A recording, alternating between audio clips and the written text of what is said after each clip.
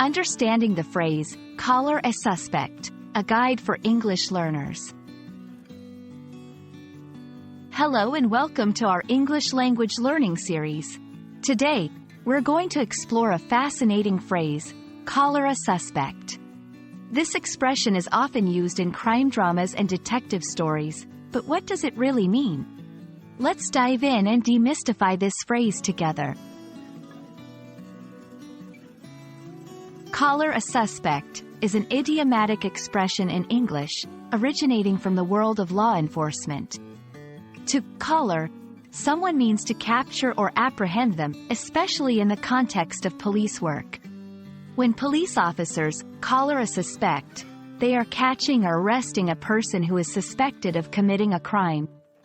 The term collar here is metaphorical, suggesting the act of grabbing someone by the collar of their shirt, a symbol of catching or detaining them. This phrase has an interesting history. It's believed to have originated from the early 20th century.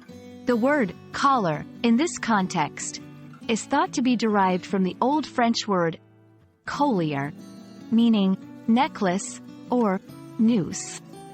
This gives a visual imagery of someone being restrained.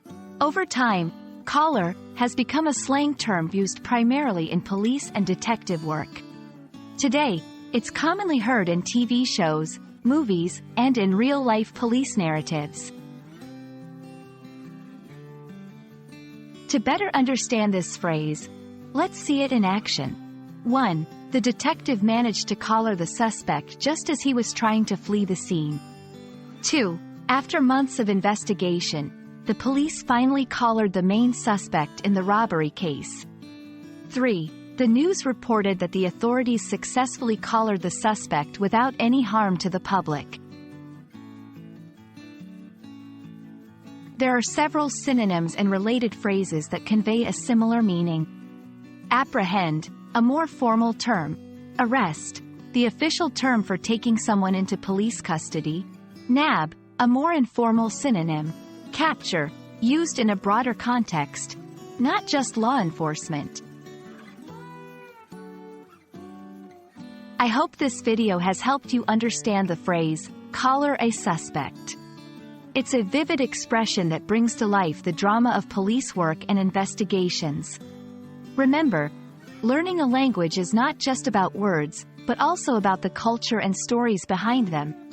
Until next time, keep exploring and enjoying the richness of the English language.